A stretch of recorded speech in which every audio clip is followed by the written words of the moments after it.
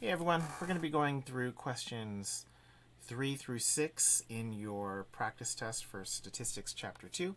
Let's not delay, let's get a start on it over here. No, this way. So for question 3, we're going to start with a question or the normal distribution with a mean of 68 and a standard deviation of 2.5.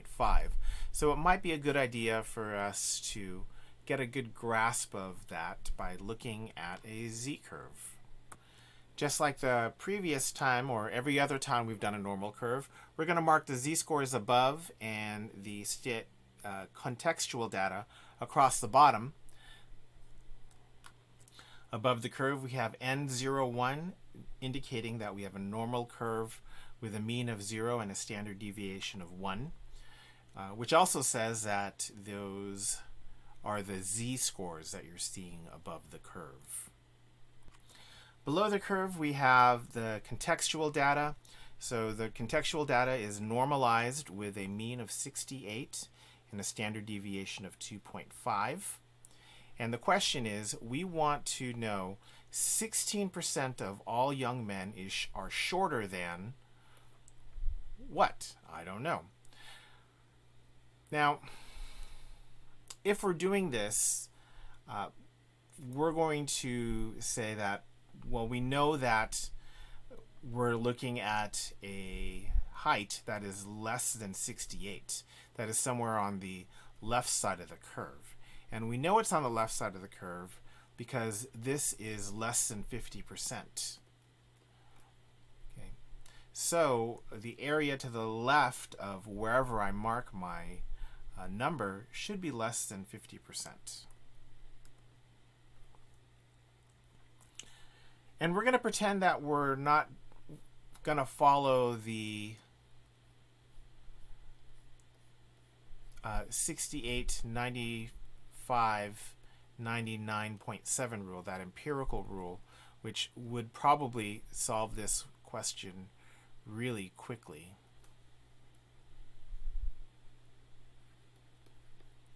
So we're looking for an area here that is about 16%, and that should, for reasons of the 68, 95, 99, 7 rule, I know that that's going to be right around a z-score of -1.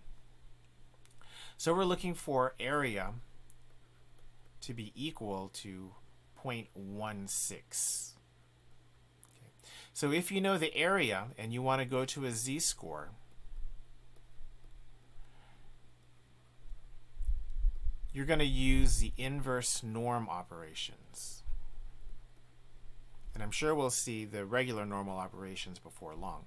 So the inverse norm takes a percentile rank, or the area to the left, and converts it into a z-score.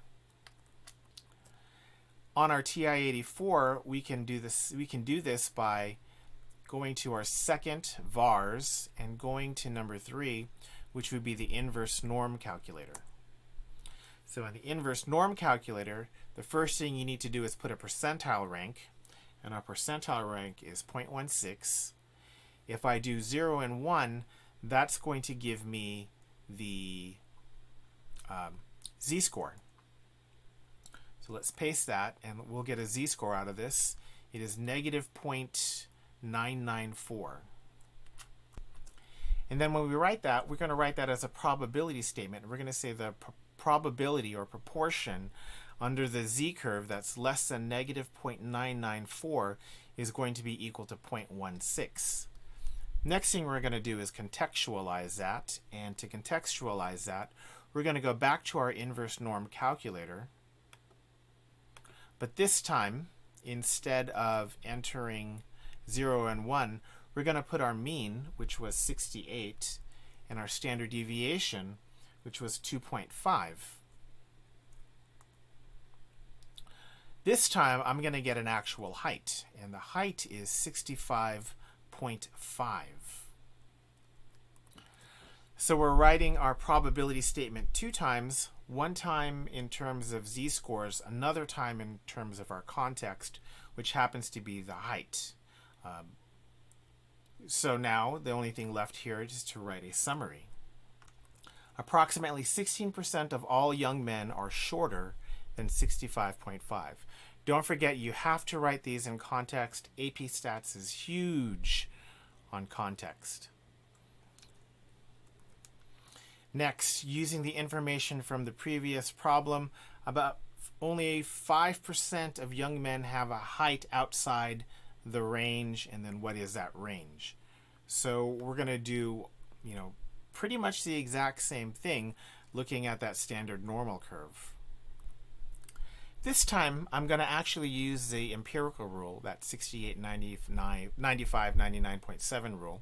And this says that 68% of all heights in this case are between a z-score of -1 and a z-score of +1. Okay. And if that's 68%, that means the remainder of that, let's see, 100 minus 68 is 32%. 32% have to lie in these two green regions. Those two green regions added together is 32%, which means that each one of these is 16% by division. Which would be great if they were asking for 16%, but they're not. 95% of male heights lie between two standard deviations. So that's a 95% is in that yellow region between a height of 63 and a height of 73. Well, if that's 95, that means the two blue areas together have to add to 5%.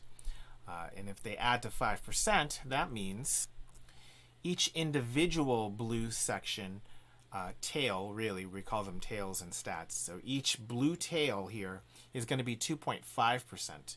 But I think we didn't even need to know that because we said we want to know 5% outside. So here we have it, 5% on the outside using the empirical rule. So let's write our summary statement then.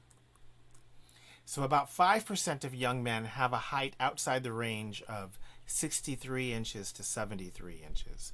So remember, using that empirical rule, if we know 95% is within 63 to 73 inches, we know 5% have to be outside of the range from 63 to 73 inches.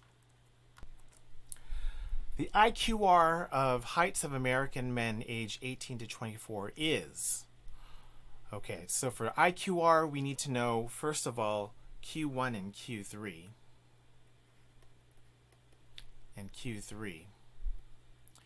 So we'll need to remember that Q1 is a percentile, is a 25th percentile, and Q3 is a 75th percentile. Once we know the percentile rank of Q1 and Q3, we go back to our calculator and we do our inverse norm. Remember, inverse norm is take a percentile and turn it into a z-score. Second, vars, number 3, inverse norm. And this time we want to know 0.25. And I'm not going to bother going through the z-score since we have a whole lot more to do other than z-score calculations. So I'm going to tell my calculator that the mean is 68 inches and the standard deviation is 2.5 inches. So it's going to give me the 25th percentile in terms of heights. So in terms of heights, the 25th percentile is 66.3 inches. So to justify that a little bit, you can write that probability statement or the proportion statement where the proportion of heights less than 66.3 is equal to 0.25. Now for the 75th percentile, we're going to do something very similar, only instead of doing the 25th percentile, we're going to go ahead and change that to the 75th percentile.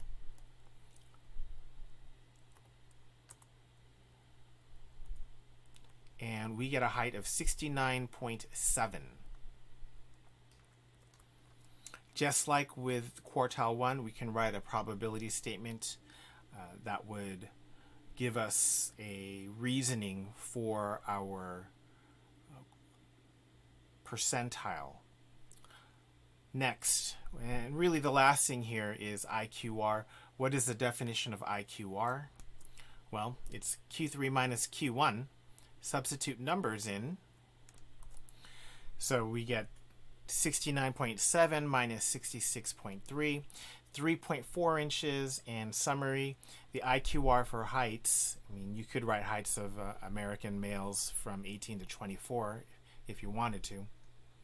But that IQR is 3.4 inches. Lastly, a young man who is taller than this height is a high outlier with respect to his height. So taller than, that makes me think that we're going to have to use Q3 plus 1.5 IQR, and we actually have all those numbers already. So to remind you, too big means greater than Q3 plus 1.5 IQR. Substitute the numbers in and then calculate. This gives me that too big is greater than 74.8 inches. So we can just go ahead and put our 74.8 inches in here, and that would be our high outlier. So that's it for questions, I think we did 3 through 6, and we'll see you next time for your Chapter 2 practice test.